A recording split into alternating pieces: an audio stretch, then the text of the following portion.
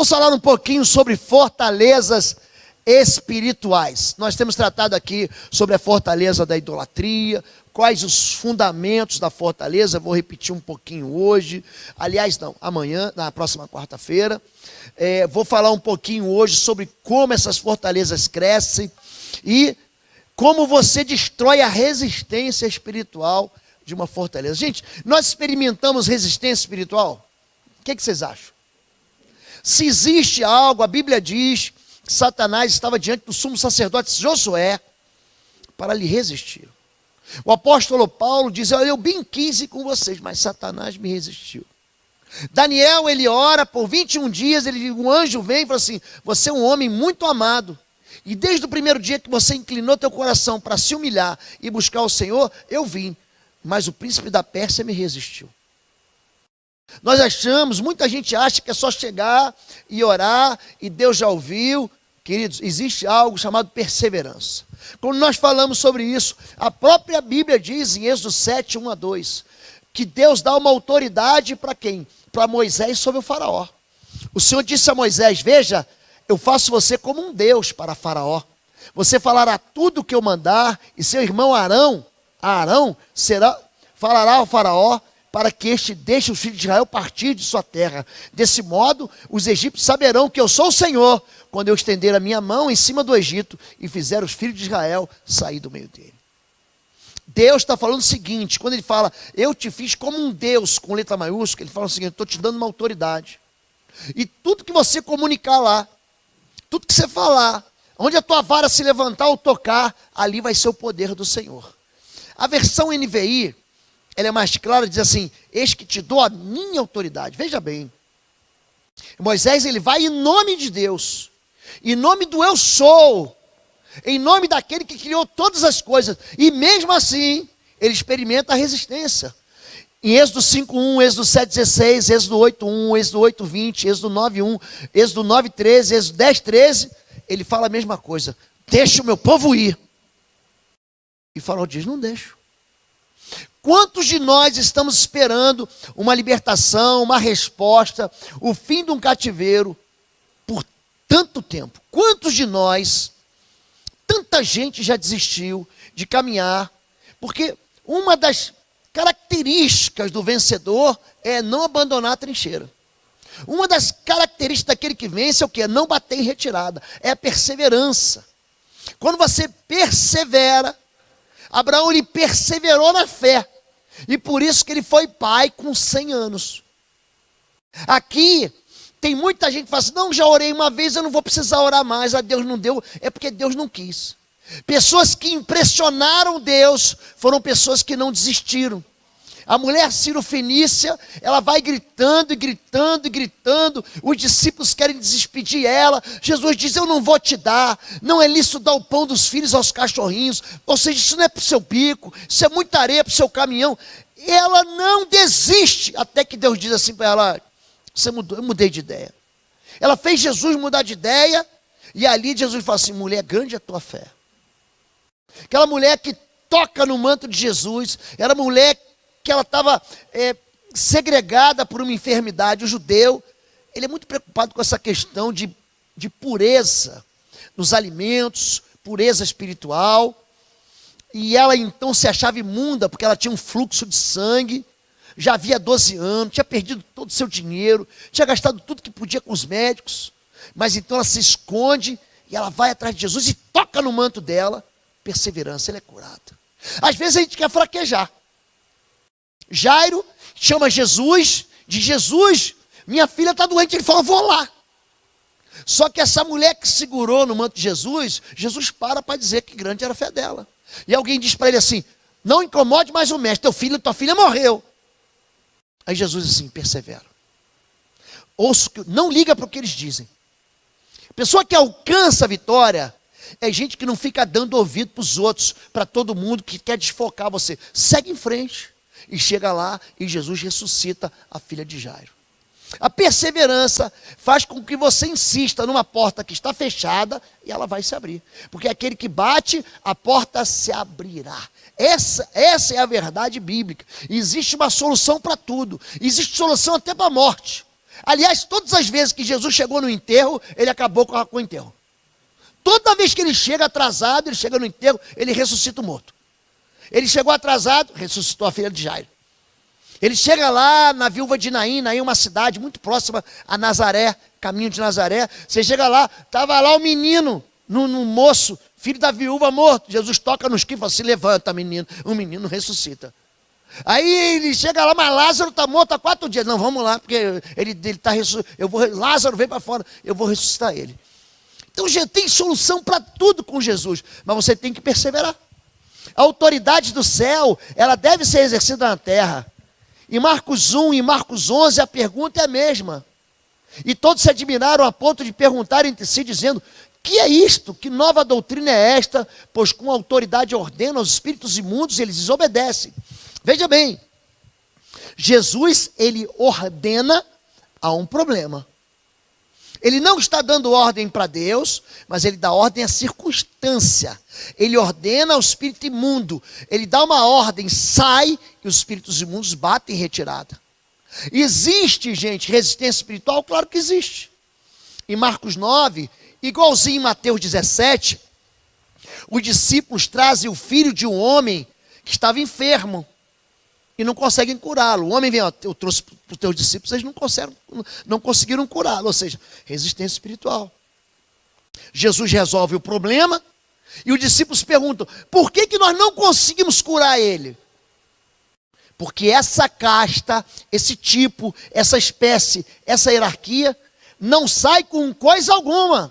Você manda sair, não sai não, gente. A não ser com jejum e com oração. Claro que existe resistência espiritual, mas com que autoridade estás fazendo essas coisas? Quem te deu autoridade para fazê-las? Jesus aqui, ele gosta de responder a pergunta com outras perguntas. Ele pergunta, o batismo de João era dos homens ou do céu? Aí eles falaram, olha, se a gente disser que é dos homens, o povo vai massacrar a gente. Porque eles pensam que é do céu. E se a gente falar que é do céu, ele vai perguntar, por que não crestes então? Então Jesus, ele fala, não sabemos, então também não vou te responder. Na verdade, a autoridade é um princípio. A autoridade não é uma pessoa, a gente confunde autoridade com poder. A autoridade, gente, é o revestimento que você recebe para governar. Então, por exemplo, nós temos hoje aqui no Paraná um governador que foi eleito legitimamente pelo voto direto, não é isso, gente? Você não foi na urna eletrônica lá e apertou o número dele? Pronto, ele foi eleito. A partir daquele momento, ele recebe autoridade para governo. Ele não é mais forte do que todos os paranaenses juntos, mas a partir desse momento ele recebe um direito de governar. É isso que é autoridade. Então Deus dá o quê? Autoridade ao libertador. Êxodo 21:2. E Deus falou todas essas coisas, todas essas palavras. Eu sou o Senhor, o teu Deus, que te tirou do Egito, da terra da escravidão. Foi Deus que tirou, gente? Foi. Mas quem que ele usou? Ele usou Moisés. Se você pegar o Salmo 70, a Bíblia diz assim, então Deus resgatou Israel do Egito pela mão de Moisés. Foi Deus, mas quem ele usou? Um homem. Em Atos 19, diz assim, Deus fazia milagres extraordinários pelas mãos de Paulo, de maneira que até os aventais e os lenços eram levados e as pessoas eram curadas. Então, na verdade, Deus, ele dá autoridade para quem? Para o homem exercê-la em seu nome aqui na terra. Por isso que ele diz, eu te dou a chave do reino dos céus. A chave é uma metáfora de autoridade. Assim como a vara, não poupe a vara ao seu filho, é uma metáfora de autoridade, de disciplina. Não é para você ser brutal, nem cruel com o seu filho. É para você corrigir ele. A espada é uma metáfora de autoridade do governo civil. O governo, Romanos 13, é a espada para punir o malfeitor. Aqui ele está dizendo, eu te dou a chave do reino dos céus. O que você liga na terra é ligado no céu. Eu já expliquei para vocês que ligar é que nem um botão de tomada. Você não tem um botão da tomada na sua casa? Você não vai lá e liga a luz, quando você liga, não aparece, não entra uma energia? É a mesma coisa. Quando você liga na terra, o mundo espiritual no céu responde a você. É isso que ele está dizendo. Autoridade Deus dá para quem? Para mim e para você. Enviou-me a restaurar os contritos de coração, a proclamar liberdade aos cativos e a abertura de prisão aos presos. Pastor, o senhor está citando aí Isaías 61:1, é uma autoridade que foi dada para Jesus. Sim, mas Jesus pega essa autoridade e ele redistribui sobre a igreja. Em Lucas capítulo 10, ele diz: eis que vos dou autoridade para pisar em serpentes, escorpiões e todo o poder do maligno, e nenhum dano vos fará. Ou seja, essa história de retaliação, ela não encontra eco na Bíblia. Ah, pastor, estou sendo retaliado. Não existe nenhum versículo bíblico que ampare ou que tenha eco, que diga assim: você vai trabalhar em intercessão, em oração, e você vai ser retaliado. Isso, na verdade, é uma doutrina espírita que entrou dentro dos arraiais evangélicos, fica um monte de crente com medo disso, de ser retaliado. Você vai ver na Bíblia, 1 João capítulo 5, verso 18, diz: aquele que nasceu de Deus não anda em pecado, Deus o guarda e o maligno não lhe toca. Não é que eu levantei a mão, aceitei Jesus e agora o maligno não me toca. Não é isso que está escrito. Está escrito que quando você nasce de Deus, você não anda em pecado. A única coisa que autoriza o mundo espiritual a tocar em você é o pecado. Pastor, eu sou crente, por que o mal me tocou? Duas razões: ou você está sendo provado como Jó foi provado, ou então você está em pecado. E aí você, é o que a Bíblia chama de brecha. Em Isaías 58, Deus fala o seguinte: eu farei de vós reparadores de veredas, eu farei de vós restauradores de brechas para o meu povo. Em Ezequiel capítulo 22, verso 23, Deus fala o seguinte: eu busquei entre vós um intercessor e não encontrei. Eu não encontrei ninguém na brecha, por isso o meu juízo vai cair sobre a terra.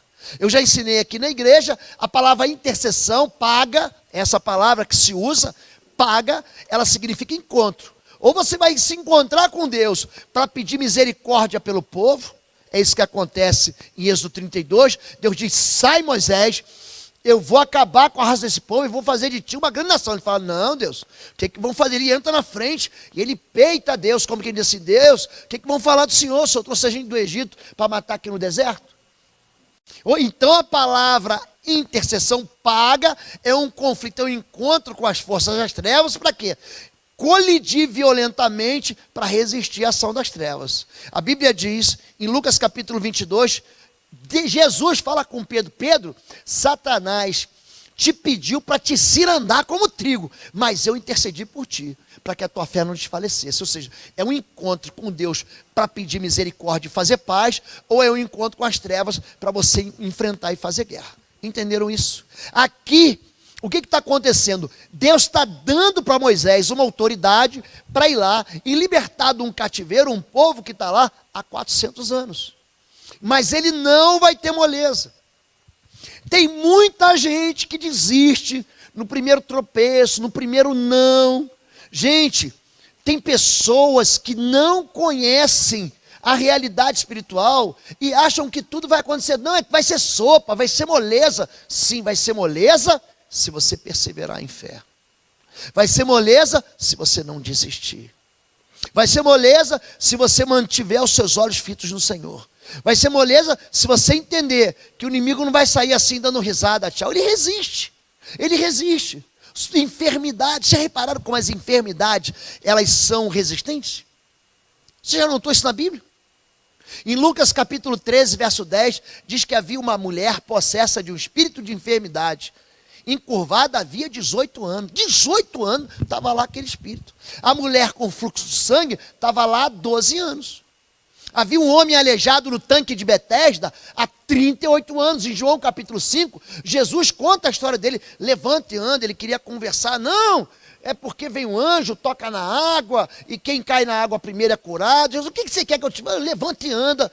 Gente, você vai ver que 14 versículos depois, Jesus encontra com ele no meio de uma festa. Aleijado não entrava em festa. Não podia nem no pátio para adorar. Jesus olha para ele e fala o seguinte: vejo que já estás curado. Vai e não peques mais, para que coisa pior não te aconteça. A gente acha que o pecado não produz nada na vida da gente. Mas na verdade o pecado produz sim infiltração de ações malignas, inclusive de enfermidade. Então a resistência espiritual, ela existe. Mas Deus dá para a gente o quê? Autoridade para dissolver a resistência. E aqui eu quero falar sobre essas 10 resistências. Eram 10 ídolos que eram adorados no Egito. Deus dá para Moisés autoridade para ele libertar o cativeiro. Ele diz em nome de Jesus, seria mais ou menos isso nos tempos de hoje, no Novo Testamento. Mas ele diz assim diz o Senhor, deixa o meu povo ir. E o faraó diz, não deixo, ele resiste. Então o que ele faz?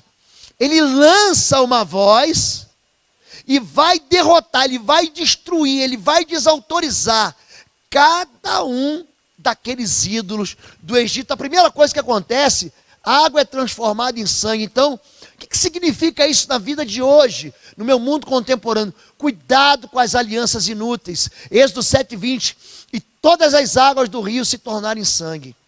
Jeremias 2:13 diz, o meu povo cometeu 2 crimes, me abandonaram a mim, a fonte de água viva, e cavaram suas próprias cisternas rachadas que não retêm água. Ele está dizendo que o povo abandonou a aliança com Deus e foi buscar uma outra aliança. Por que o mal me toca? Porque eu abandonei Deus para buscar uma outra fonte de alegria. Eu gosto de fazer o seguinte exemplo. Deus não é fonte de águas vivas, de água mineral. Imagina você estar bebendo água nessas fontes de água cristalina, água mineral, aquela água geladinha. Vou beber. Mas então, em vez de você beber água na fonte, você vai na privada da sua casa. Já bebeu água da sua privada? Já bebeu? Você vai lá na privada e bebe água.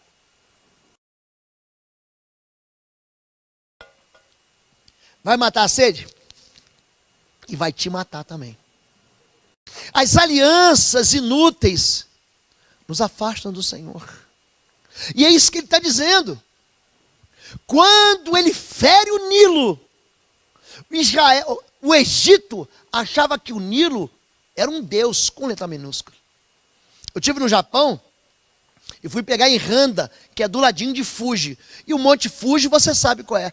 O japonês, ele cresce, ele acha que Jesus é Papai Noel. Só para você ter uma ideia de como é que aquele país precisa ser evangelizado. Ele cresce achando que o vulcão que está ali adormecido há 300 anos, no Monte Fuji, ele deve ser adorado. Então, você vai subindo o monte, e lá tem umas colunas de mármore, e as pessoas vão para lá para depositar frutas, para derramar suco de laranja, suco de tomate, levar oferenda. As crianças vão para lá, para quê? Para apaziguar a maldade daquele, entre aspas, daquele monte chamado Fuji, para que ele não entre em erupção, para que o Japão não rache ao meio. Alianças inúteis, pactos inúteis, são acordos espirituais de caráter perverso, que em vez de trazer bênção, trazem maldição. É gente que confia na fitinha do Senhor do Bonfim. É gente que confia, bota confiança na pirâmide, nas cores da cromoterapia, coloca, enfim, acha que o búzio vai dar sorte, acha que carregar no bolso uma ferradura. Tem algo mais ridículo do que isso? Aquele chaveiro com pé de coelho. Número 2, rãs, é da boca que procede bênção e maldição. Êxodo 8:6, e subirão rãs, cobrirão a terra do Egito. A palavra rã, quando aparece a palavra rã na Bíblia, ela é ligada ao quê? A maldição que sai da boca, a um espírito maldito que sai da boca. Apocalipse 16:13, então vi saírem da boca do dragão, da boca da besta e da boca do falso profeta, ou seja, a trindade satânica, 3 espíritos imundos semelhantes a rãs. Preste atenção no que eu vou dizer, cuidado com o que você fala, cuidado com as coisas que você diz, cuidado com a maneira como você critica seus filhos, cuidado com a forma como você amaldiçoa sua própria vida, seu próprio casamento, seu próprio futuro, seu próprio ministério. Tem muita gente que ignora o poder da palavra de Deus. E muita gente ignora o poder da palavra na sua própria boca. Pelas suas palavras você vai ser condenado, e pelas suas palavras você vai ser justificado. Jesus diz, olha, de toda palavra frívola que sair da boca do homem, ele vai dar conta no dia do juízo. Deus aqui, ele está fazendo cessar, ele está aniquilando, ele está dizendo, havia um espírito imundo, que era manifesto através de um ídolo que tinha a cabeça de uma rã, e que eles adoravam naquele tempo. Ele está julgando, ele está sentenciando, ele está destruindo a força desse espírito imundo. Hoje, querido, como é que a gente anula isso? Transferindo da nossa boca para aqueles que estão adiante de nós palavras de bênção. Eu não sou autorizado a amaldiçoar ninguém. A Bíblia diz que se o teu irmão te amaldiçoar, abençoa ele. Você nem diz assim, está amarrado em nome de Jesus. Você abençoa ele, você fala bem dele. Gente, como eu experimentei isso durante um tempo da minha vida. Eu ouvindo gente falando mal, eu falo assim, mas eu falo bem. Você, quando devolve o mal com o bem, você se torna filho de Deus. Ore pelo que te persegue, abençoe o que te amaldiçoe. É assim que você responde para você ser identificado do mundo espiritual como filho de Deus. Número 3, piolhos. Espíritos imundos se alimentam de lixo. Está aqui o piolho, ó, que coisa feia, gente. Estende tua vara e fere o pó da terra para que se tornem piolhos por toda a terra do Egito. Gênesis 3,14, o Senhor Deus declarou à serpente, maldito é você, sobre o seu ventre você rastejará, pó comerá todos os dias da sua vida. O piolho veio do pó da terra. O piolho, ele gosta de sujeira, ele suga, ele vai tirar de você, ele vai tirar a tua energia, o teu sangue, ele é um parasita.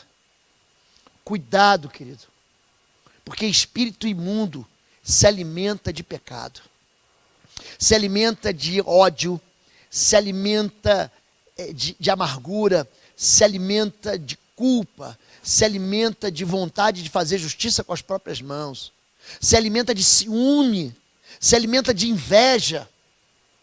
Ele gruda em você, ele fica ali sugando a tua vida e parasitando você. Número 4, moscas. Feridas atraem também espíritos imundos. E o Senhor fez assim, e vieram grandes enxames de moscas, e a terra foi corrompida desses enxames.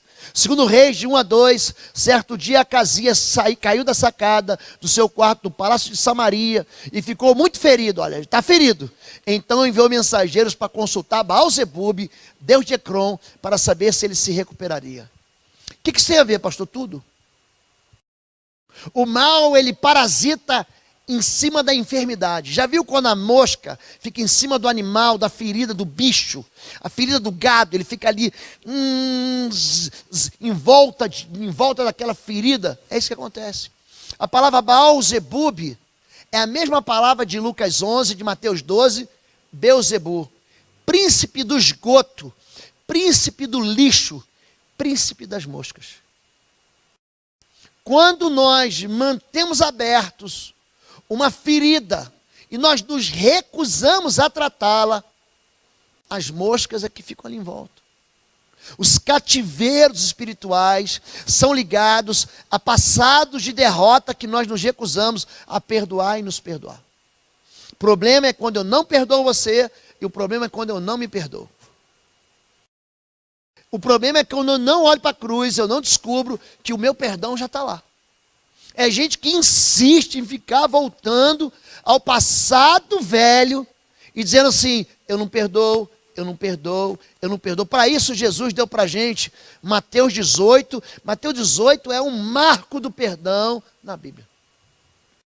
Ali Jesus está ensinando, se o teu irmão pecar contra você, vai lá. Você diz, você pecou contra mim. Sabia que você me magoou? Sabia que você me feriu? Sabia que aquilo que você disse me atingiu profundamente? Você não pode fazer fofoca. Você tem que ir lá com ele.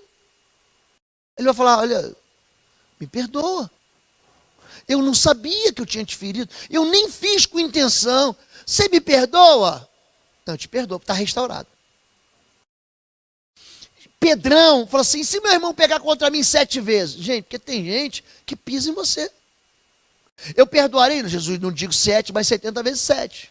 Mas se ele não perdoar, você vai lá, se ele não... Porque tem gente que vai falar, sabia que você me feriu? Sabia, fiz de propósito, bem feito.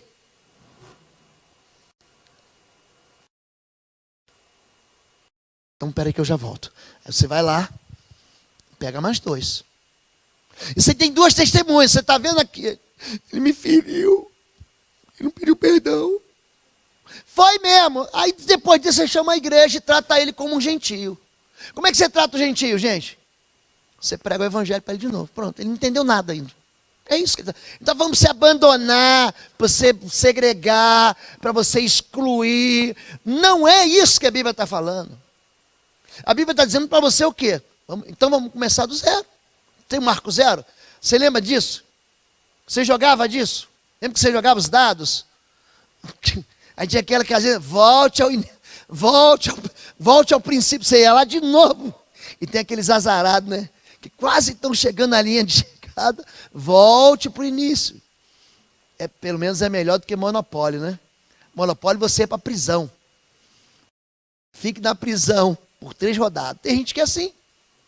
Gente, o que prende a gente é o passado. Se você não consegue resolver o passado com o teu pai, com a tua mãe, com o teu irmão, com a tua igreja, com a tua empresa, com as decisões que você tomou, com o traçado que você deu na sua vida, queridão, você não consegue caminhar. E o interessante é que você vê gente construindo velho.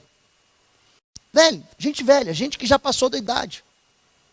Gente que não dá mais para nada. Abraão começou depois de velho.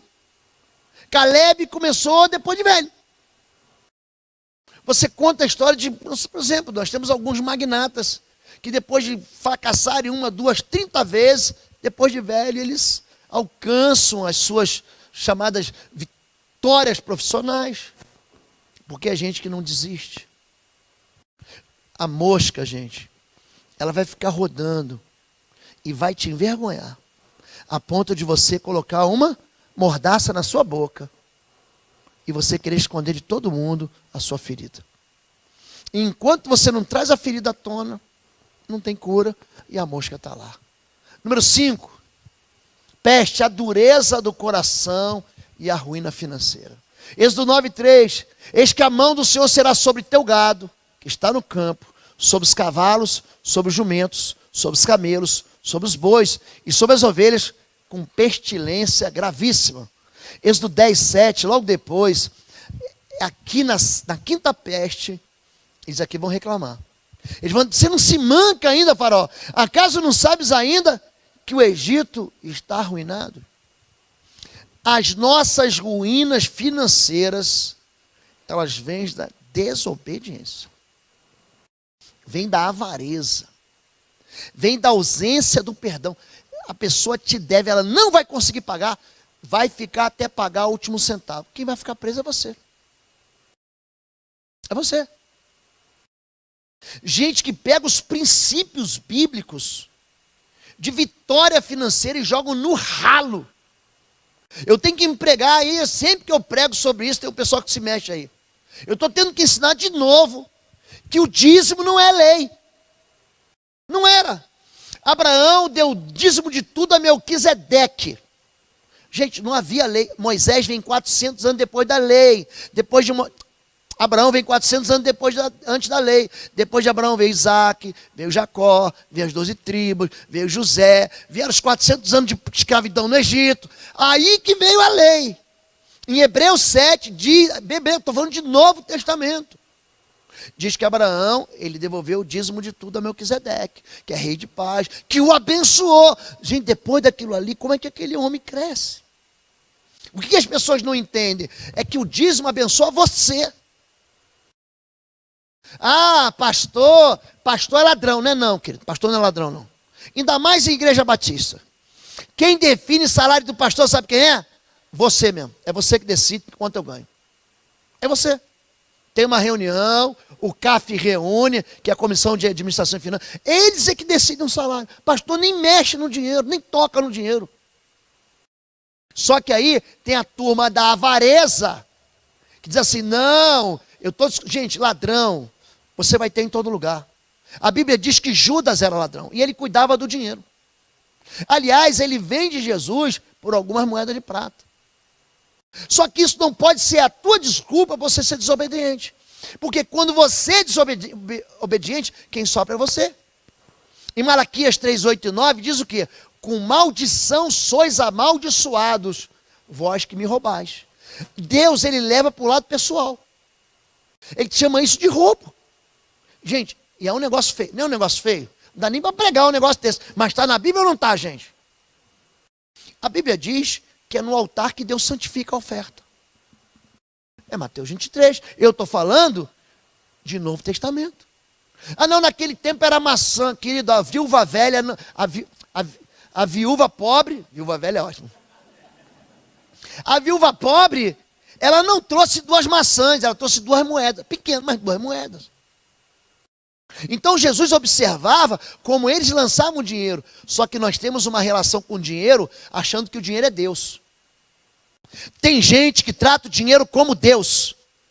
A esperança dele está no Deus dele, que é o dinheiro dele. Ele organiza a vida, tudo para ele é dinheiro, é impressionante. Não dá para falar com ele nesse assunto. Tem uma classe para ensinar para você, para te abençoar. Tem uma classe para te ensinar, chama-se Finanças e Espiritualidade, todo domingo às 9 da manhã, aqui na Avenida Desembargador Guscima, no 772. Venha você também. Número 6, úlceras, a idolatria e as enfermidades. Êxodo 9, 10. E eles tomaram a cinza do forno e Moisés a espalhou para o céu. Olha, gente, ele pegou a cinza e jogou para o céu. E tornou-se em sarna que arrebentava em úlceras nos homens e no gado. Olha Apocalipse 16, 2. O primeiro anjo foi e derramou a sua taça pela terra e abriram-se úlceras malignas e dolorosas naqueles que tinham a marca da besta e adoravam a sua imagem. Aqui, eles adoravam o quê? Um ídolo que era um bezerro de ouro. Essas úlceras, elas tocam não apenas nos homens, mas também no gado. O gado em alguns países ainda, no Nepal, por exemplo, ele é adorado como um deus. Tem um pastor amigo meu, ali de Suzano, pastor Júlio Vertulo. Ele diz assim, nós temos lá algumas igrejas que nós estabelecemos, os nossos missionários não conseguem falar o nepalês, nós desistimos, então nós vamos falando inglês, ganhamos aquele povo para Jesus, eles mesmos se tornam missionários e vão pregar. Mas ali, pastor, ali o gado, ele funciona como um deus daquele povo lá. Eles adoram o gado. A idolatria traz enfermidade para a sua vida. A idolatria, ela funciona como uma doença na sua vida. Tem gente colocando fé naquilo que é inanimado. A idolatria tem muitas formas. Tem gente que acha que o poder está no óleo. Pastor, unge esse óleo para mim. Tem gente que o poder está no vale do sal grosso. Tem gente que acha que o poder está nas pessoas. Gente, o poder está em Deus. É Deus quem cura. Não existe óleo que cura. Existe a fé de um homem que unge com óleo. Mas é Deus que cura, querido. Esse negócio de você dar para aquilo que é inanimado poder, chama-se idolatria, animismo. É quando você oferece aquilo que não tem ânimo, um poder que ele não tem. Eu vou colocar um galho de arruda aqui para o meu time não perder. Vai funcionar, gente? Hein, gente? Não ia falar o nome de um time, mas eu não vou falar. Número 7. Aliás, deixa eu falar um pouquinho aqui. Sobre enfermidade. Tem muita gente que não é curada da sua enfermidade. Já viu assim, ferida que não fecha? Pastor, tem uma ferida que não fecha. Eu tenho uma enfermidade, pastor, sem diagnóstico médico claro. Repara na Bíblia que a rebelião, ela é ligada à questão da enfermidade. Já notaram isso? Em Números 12, Deus diz assim para Miriam. Miriam era gente boa ou não era, gente? Ela era 10. Profetiza ou não era profetisa, gente? Era. Miriam era profetisa. Só que é o seguinte, Deus levanta o irmão caçula, Moisés. Foi Miriam que falou para a filha de Faraó, tem uma ama aí que eu conheço que pode amamentar o menino. Salvou o menino ou não salvou, gente? Manteve o menino ainda com Joquebede ou não manteve? Ali Moisés, sendo criado por Joquebede. Foi. Ela bênção. Só que ela não quis ficar no lugar dela. Ela começa o quê? Se aborrecer. Também quero liderar. Deus fala comigo também. Eu sou melhor do que Moisés. Gente, Deus dá uma bronca nela, gente. Ainda bem que quem fala é mulher. Homem geralmente fica quieto, né? A mulher está reclamando. Então ela foi reclamar para Arão. Era Arão também não. Arão não estava livre, não, mas Arão ficou caladinho. Só que ela foi falar, gente, quando ela fala. Pega Números 12, verso 2. Deus fala o seguinte, olha, quando eu levanto profeta em Israel através de sonhos e visões, eu falo com ele, mas assim não é com meu servo Moisés. Quando eu falo face a face, eu vou colocar uma enfermidade nela, ela vai ficar uma semana fora do arraial. Para ela se arrepender. Gente, ela fica leprosa na hora. Repara Apocalipse capítulo 2, verso 12, 11 e 12. Eu tenho contra ti que tolera Jezabel, uma rebelde. O espírito de Jezabel é muito comum manifestar. Tenho contra ti que tolera Jezabel, mulher que se diz profetiza. Ela se auto-intitula, ela se acha. Ela se auto-intitula, profetiza e não é. Vou colocá-la numa cama até que ela se arrependa. Então tem muita gente sofrendo enfermidade, por quê? Rebelião, não perdoa. Já orei para uma senhora, gente, ela se recusava a perdoar. Eu não perdoo, não perdoo, não perdoo. E na hora que ela liberou perdão, passou uma semana, duas, aquelas perebas da perna dela, tudo curado. Não tem a ver com o pastor, não tem a ver com coração de pastor, tem a ver com um coração que se inclina ao perdão. Número 7, fogo e granizo. O juízo de Deus sobre o pecado, Êxodo 9, 23. E Moisés estendeu sua vara para o céu. Ele só apontou para o céu. Só apontou para o céu, não falou nada. E o Senhor deu trovões e granizo, e fogo corria pela terra. E o Senhor fez chover granizo sobre a terra do Egito. Apocalipse 8, 7 é um outro. Eu sempre recorro a Apocalipse 8, 7, por quê? Porque vai ser como nos tempos do fim. O primeiro anjo tocou sua trombeta, e correu grande precipitação de granizo e fogo, misturado com sangue, os quais foram lançados sobre a terra. E assim 1/3 de toda a terra foi queimado, e também 1/3 das árvores de toda a relva verde existente. O livro de Jó, como é que a Bíblia, né, ela se complementa, diz que Deus tem guardado no céu,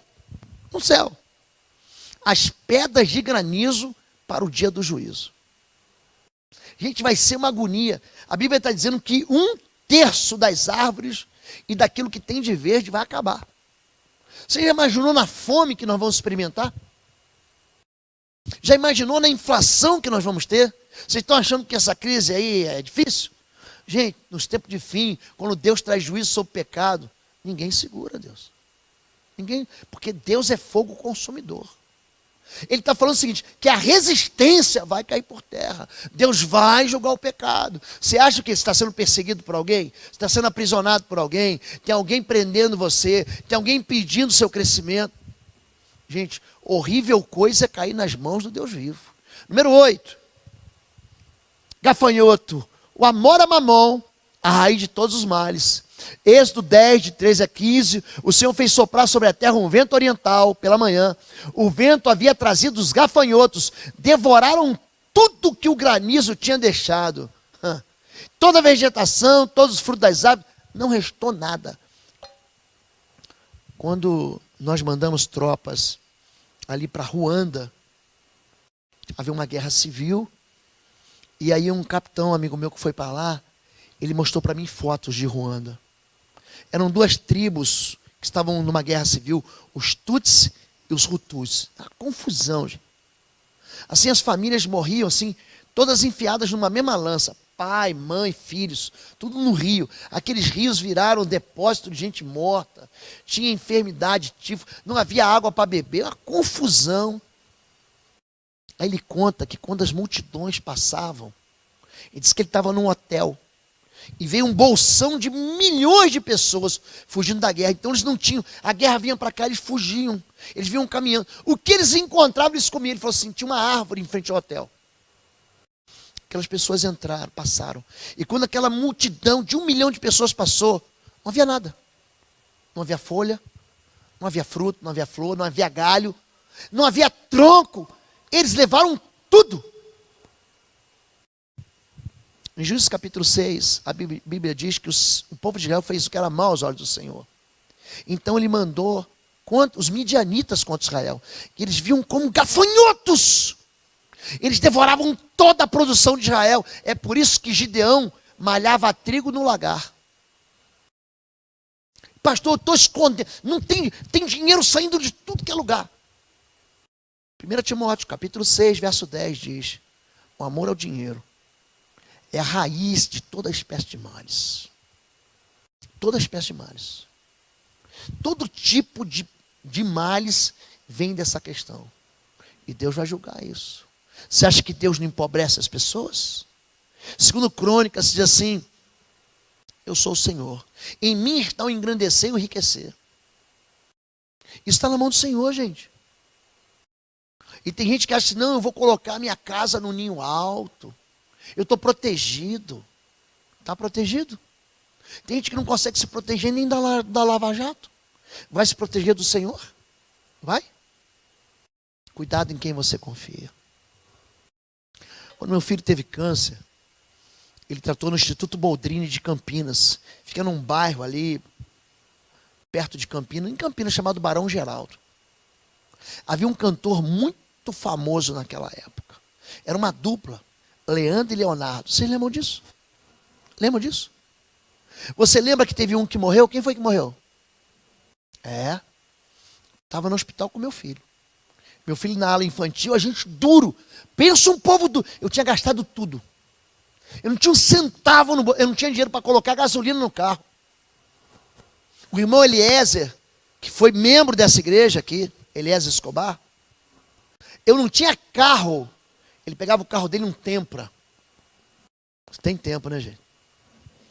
Ele falou assim, me dava o Tempra, ele me dava o tanque cheio, ele me dava um celular daquele tijolão que a gente não tinha. Assim, leva que é teu. E me dava dinheiro para eu voltar. Porque se ele não me desse dinheiro, não tinha dinheiro para botar gasolina para voltar. A gente passando uma situação, gente. Que você gasta todo o teu dinheiro com o quê? Com remédio para o teu filho ser curado. É câncer.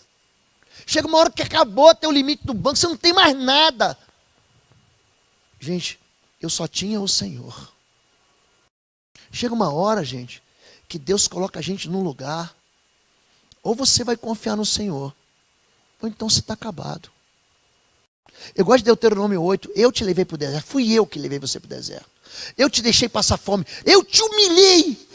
Fui eu que fiz isso. Para você entender que nem só de pão vive o homem, mas de toda a palavra que sai da boca de Deus. Leandro morreu. Eu me lembro dos helicópteros chegando. Quem é? Não, está vindo buscar ele, está vindo levar ele. Você acha que o dinheiro compra tudo? Acha? Querido, vou falar uma coisa para você. Se você coloca a tua confiança no dinheiro, quando o teu dinheiro acabar, a tua felicidade acaba. É por isso que tem gente que se mata quando a bolsa de valores cai. Lembra do crack da bolsa? Isso aconteceu em 1929, num período entre guerras. Isso aconteceu em 2008. Agora, gente. Wall Street, o povo se jogava lá de cima da bolsa mercantil de São Paulo, ó, caiu. Porque a esperança tem que estar no Senhor. É por isso que o justo vive pela fé. O livro de Abacuque, capítulo 2, verso 4, diz: o justo pela sua fé viverá. É por isso que ele canta em 3,16. O que ele canta? Ainda que a figueira não floresça. Se a figueira não florescer, você não vai ter fruto. Ainda que o produto da oliveira minta. Ainda que as ovelhas sejam arrebatadas do curral. Ainda que você não tenha o que comer, o que beber, o que vestir. Ainda assim eu me alegrarei no Senhor e exultarei no Deus da minha salvação. Agora tem gente, quando é tirado disso aqui, ó, não é resiliente, não é perseverante. É por isso que Deus tira do coração da gente os ídolos. Ele mata o que tem aqui dentro. Ele derruba os altares onde nós servimos aquilo que não é Deus. Número 9, trevas. Cuidado com Satanás. E Moisés estendeu a sua mão para o céu e houve trevas espessas. Sabe o que tem em Judas 1,6? A mesma coisa que tem em 2 Pedro 2,4. Diz que os anjos que não conservaram suas posições de autoridade. Sabe o que significa não conservar a posição de autoridade? Se rebelar contra a autoridade. Eu estava aqui no exército, falei, não quero servir aqui, eu vou servir lá em cima. Gente, eles se posicionaram contra Deus. Abandonaram sua própria morada. Eles têm guardado em trevas, presos com correntes eternas para o juízo do grande dia.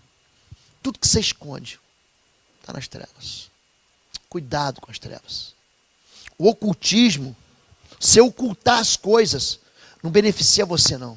E por último, para encerrar, a morte dos primogênitos, o golpe final do cordeiro.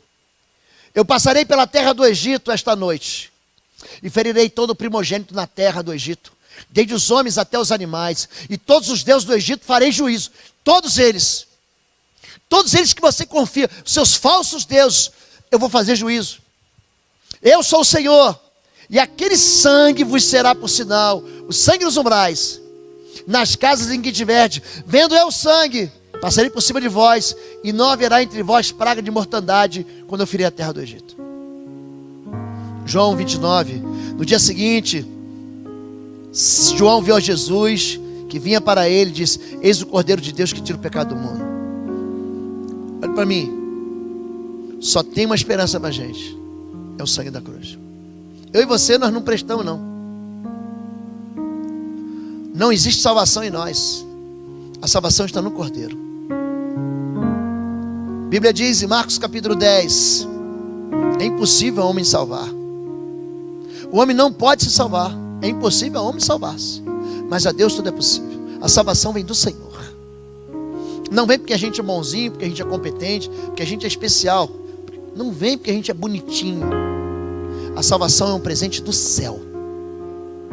E se você pensa que você é um derrotado, que você está no exército do Cordeiro. Sobre a sua vida está o sangue da cruz. Sobre a sua vida está o sangue do Cordeiro da Páscoa.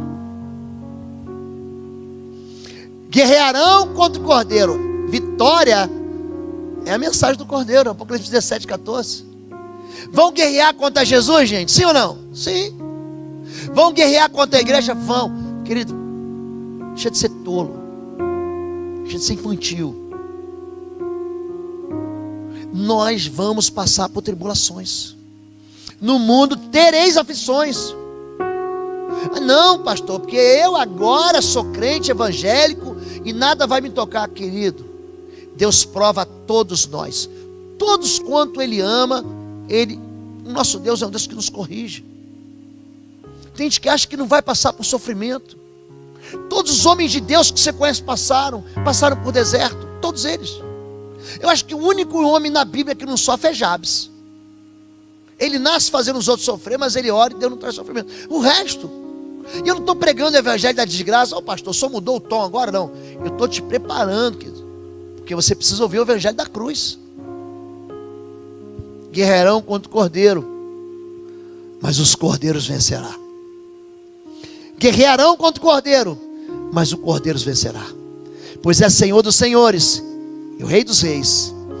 E vencerão com ele quem? Pergunta para mim assim, pastor, quem?